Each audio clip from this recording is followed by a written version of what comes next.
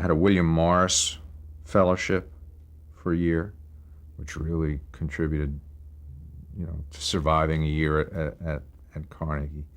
And then I got an MCA Writing Fellowship, I think the following year, which was enormously helpful for me.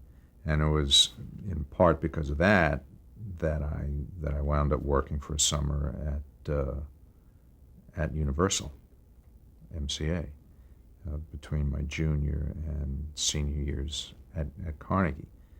And I was very fortunate in that they asked me to come back when I graduated. So I spent my senior year at Carnegie in the enviable position of knowing I had a job to come to when I graduated, which, I had no concept of how amazingly fortunate I was at the time. But I was thrilled that I had this job.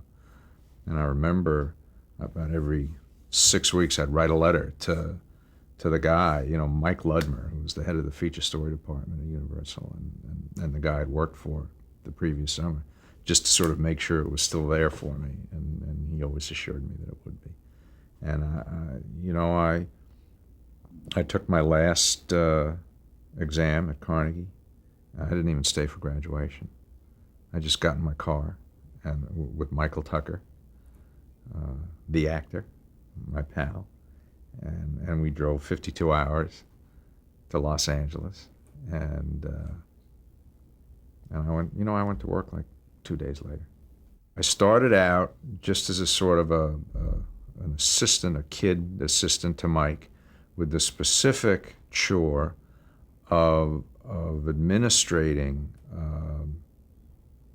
a fellowship program that they had, where Universal would bring out some of these writers who'd had this fellowship, the one that I'd actually had the year before, and give them an office and put them up for 2 weeks at a motel across the street that I think actually Universal owned, and gave them free run of the lot. And because I was sort of a contemporary of all these fellowship recipients, I sort of ran that little program and was a go-between for these visitors to the studio, various producers or Mike himself, who would spend time with them. And it was a nice little program. I don't know that it was particularly productive in terms of generating material or writing talent for the studio, but it was just a wonderful thing that they were doing. And they didn't do it for too long. But it sort of coincided with my going there, and that was my original chore when I got to Universal. Mike Ludmer knew I wanted to be a writer, and so he really sort of made the studio accessible to me, and because they were paying me virtually nothing to speak of, it was a wonderful time in a young person's life to be able to meet producers and writers and directors and just kind of, for me, it was film school, really, because I had zero background in film, writing for film.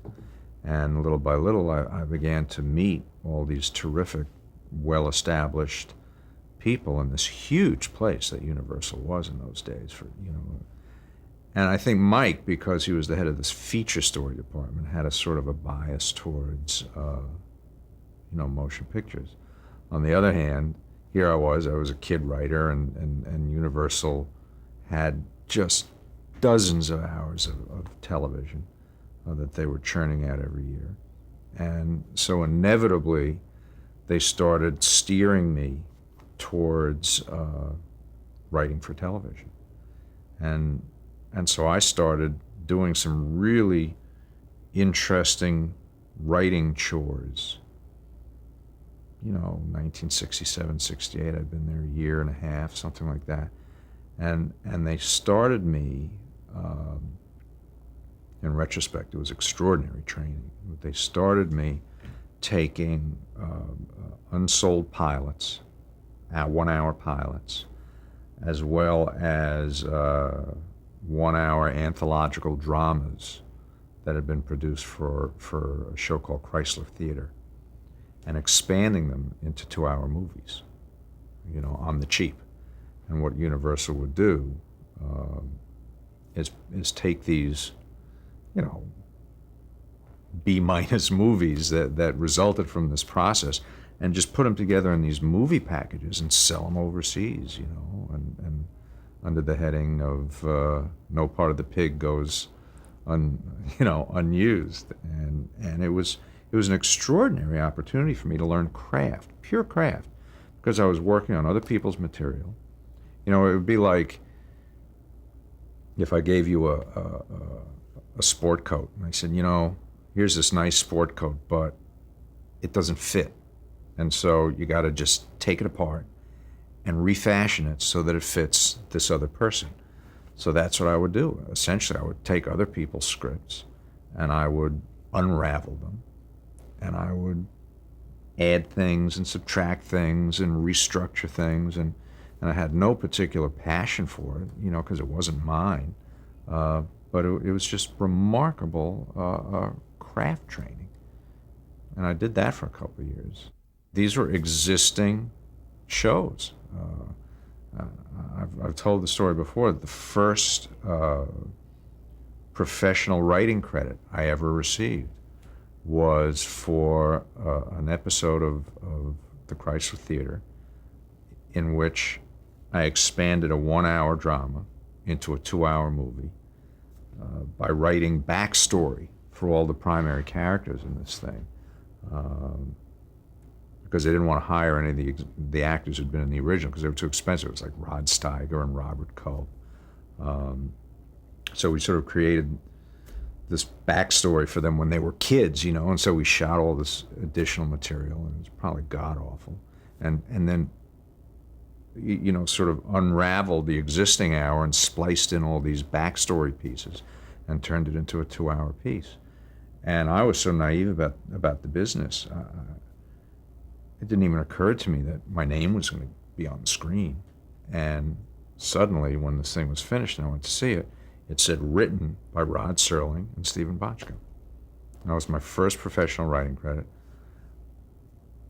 And I have to tell you that rather than being excited, A, to have a professional writing credit, and or B, to have a professional writing credit shared with Rod Serling, I was embarrassed. I was so embarrassed, for my name to be up there with his, having taken a wonderful hour drama that he wrote and essentially butchered the damn thing, Did you meet him? Never met him. Never met him. No. Thank God, he probably would have killed me.